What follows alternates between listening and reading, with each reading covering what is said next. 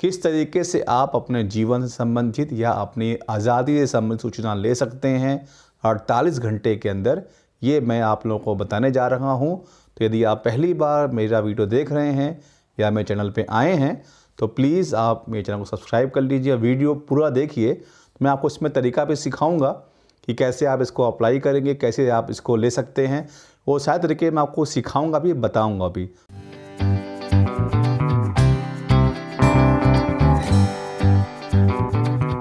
दोस्तों, सूचना का अधिकार अधिनियम कानून में वैसे तो जब आप आवेदन देते हैं इस अधिनियम के तहत, तो जो समय सीमा है सूचना की वो 30 दिन की है। 30 दिन मैक्सिमम समय सीमा है, आपको सूचना मिलना चाहिए।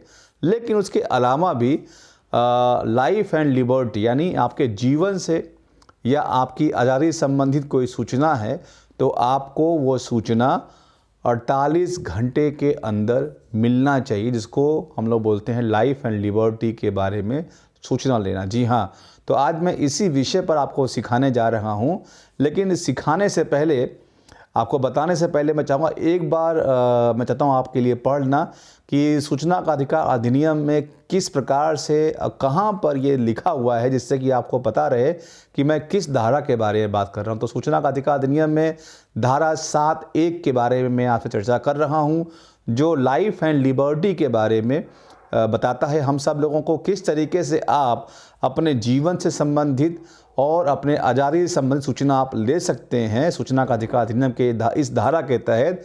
आइए मैं आप सभी लोगों के लिए उस धारा को पढ़ देता हूं। पहले मैं उसको पढ़ देता हूं, फिर आप समझ जाएंगे कि ये क्या है, कैसे मैं आपको उसमें समझा भी दूंगा।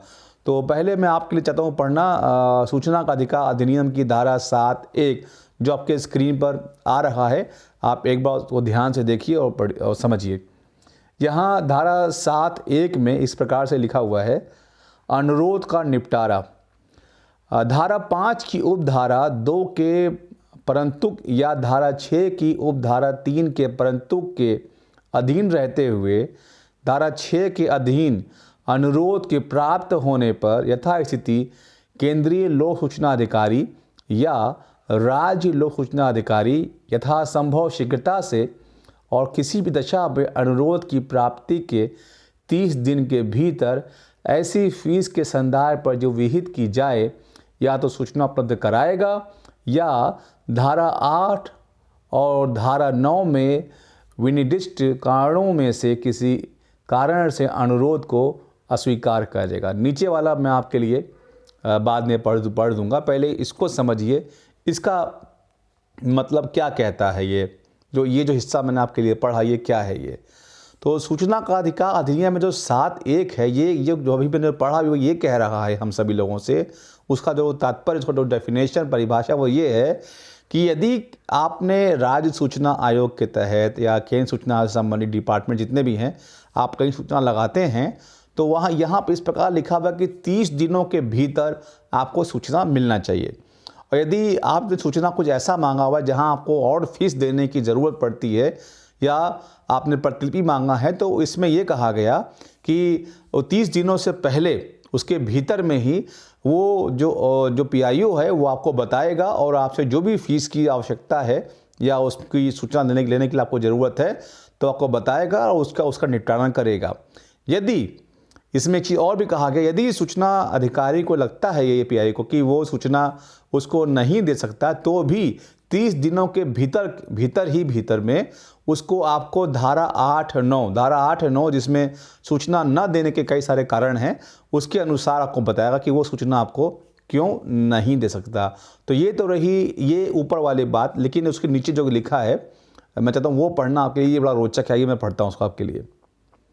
परंतु जहाँ मांगी गई सूचना जानकारी, मैं फिर से पढ़ता हूँ आपके लिए, परंतु जहाँ मांगी गई जानकारी का संबंध किसी व्यक्ति के जीवन या स्वतंत्रता से है, वहाँ वह अनुरोध प्राप्त होने के 48 घंटे के भीतर उपलब्ध कराई जाएगी। जी हाँ, एकदम सही सुन रहे हैं आप कि यदि ऐसी इन्फॉर्मेशन जो आपके जीवन से, आपके आज़ादी से संबंधित है, आपके लिबर्टी से संबंधित है, तो ऐसी सूचना आपको 48 घंटे के भीतर उपलब्ध कराई जाएगी। जब आप सूचना लगाते हैं, उसके लगाने को, उसको प्राप्त होने के 48 घंटे के भीतर आपको सूचना ये मिलेगा। तो आइए समझते हैं पहले कि लाइफ एंड लिबर्टी, जो ये जीवन और आज़ादी से संबंधित सूचना है, ये क्या होता है। पहले समझिए, पहले इसको कहाँ आप इसका इस्तेमाल कर सकते हैं। जैसे मान लीजिए कि आप पर हमला हुआ और आपने पुलिस थाने में, अपने लोकल थाने में या एसपी को आपने प्रार्थना पत्र दिया कि आपको प्रोटेक्शन दिया जाए, और प्रोटेक्शन आपको नहीं दिया गया। तो आप इस संबंध में धारा 7(1) का उल्लेख करते हुए सूचना का अधिकार अधिनियम के तहत उस थाने से, एसपी से आप सूचना मांग सकते हैं कि मुझे सूचना ये पूछ सकते हैं कि मुझे अब तक सुरक्षा मुहैया क्यों नहीं कराया गया, या मेरे आवेदन पर आपने क्या कार्रवाई किया, मुझे सिक्योरिटी क्यों नहीं दी गई। तो ऐसी सूचना उनको 48 आवर्स के अंदर, 48 घंटे के अंदर आपको देना पड़ेगा। और क्या हो सकता है तरीका सूचना लेने का। मान लीजिए कि बिजली विभाग ने आपका बिजली का कनेक्शन आपको बिना किसी कोई कारण बताए, बिना आपको कोई नोटिस दिए काट दिया, तो आप इस धारा का इस्तेमाल 7(1) का कर सकते हैं कि भाई मुझे बताइए क्यों काटा गया। या आपका पानी कनेक्शन कट गया, या कोई रास्ता ब्लॉक हो गया, कोई मुख्य रास्ता ऐसा है जो आपके कॉलोनी का, आपके एरिया का जो लंबे समय से ब्लॉक है और लोगों को बहुत दिक्कत हो रही है, तो उसमें पूछ सकते हैं आप, ठीक है। और या फिर ऐसी सूचना जो किसी के जीवन को प्रभावित करता हो, उसकी आज़ादी को प्रभावित करता हो, जैसे कि पुलिस ने किसी को पकड़ लिया और आपको मालूम नहीं पड़ रहा है कि आपका जो मिलने वाला व्यक्ति है, जो आपका रिलेटिव है, दोस्त है, जो भी है, कहाँ है, पुलिस ने उसको कहाँ रखा है वो आपको बता भी नहीं रहेगी। तो ऐसे में भी आप इस धारा का इस्तेमाल 7(1) के तहत कर सकते हैं। तो ये आपको समझना है कि जो लाइफ एंड लिबर्टी की जो सूचना है, यानी आपकी जो आज़ादी है और आपका जो जीवन है, उससे संबंधित जो भी सूचना है, आप 48 आवर्स के अंदर उसको देना पड़ेगा।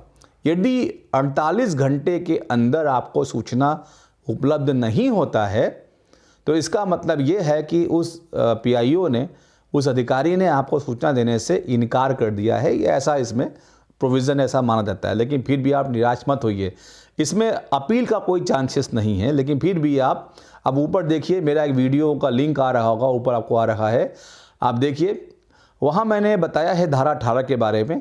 अब धारा 18 के तहत यदि आपके आवेदन का जवाब नहीं मिलता है, तब भी आप डायरेक्ट राज्य सूचना आयोग को इस बारे में शिकायत कर सकते हैं। तो इसमें अपील की, इसमें कोई गुंजाइश तो नहीं है अपील का, लेकिन फिर भी आप धारा 18 का इस्तेमाल करके आप शिकायत कर सकते हैं। मैंने विस्तारपूर्वक अपने वीडियो में इस बारे में समझाया है, बताया है। तो लाइफ एंड लिबर्टी के बारे में और भी कई तरीके से लोग आज इस्तेमाल करते हैं सूचना के बारे में, जो धारा 7 और 1 है। तो प्लीज़ आप इसका इस्तेमाल कीजिए, ये बहुत बढ़िया कानून है। 48 आवर के अंदर आप इसका इस्तेमाल कर सकते हैं। और भी कई तरीके हैं आप इसका इस्तेमाल कर सकते हैं। जैसे कि मान लीजिए कि आपका कहीं इंटरव्यू होने वाला है, कोई सरकारी विभाग पर कोई नौकरी लगने वाली है और आपका सर्टिफिकेट, जो आपका जो कैरेक्टर सर्टिफिकेट है वो नहीं मिला, या आपको कोई मेडिकल का आपको कोई रिपोर्ट नहीं मिला, जिसकी वजह से कोई FIR में आपको दिक्कत हो रही है, या आपका बेल हो सकता है। तो ऐसे सूचनाएं जिसमें आपको तत्काल कोई नोटिफिकेशन का कोई ज़रूरत है और आपको नहीं मिल रहा है, या कि बच्चे का एडमिशन है और अभी आपने अप्लाई किया था उसके बर्थ सर्टिफिकेट के लिए बनने के लिए, जन्म प्रमाण पत्र के लिए, मृत्यु प्रमाण पत्र के लिए, और आपको आवश्यकता है उसकी तत्काल, और आपने अप्लाई किया, आपको नहीं मिला, तो ऐसी सूचनाएं आप 48 आवर्स के अंदर जरूर मांगिए। धारा 7(1) का इस्तेमाल कीजिए और इससे आपको बहुत लाभ मिलेगा। तो मैं उम्मीद करता हूं कि इस बारे में आपको मालूम पड़ा होगा। और मैं इसका आपको एक जो नमूना है, मैं आपको इसको लिख के आपको दिखाता हूँ कैसे आप इसको लिखेंगे और कैसे अपना विषय बनाएंगे, और आपको सूचना इससे मिलने में कैसे आपको आसानी से मिल जाएगा। आप इसको सीखिए, देखिए, समझिए।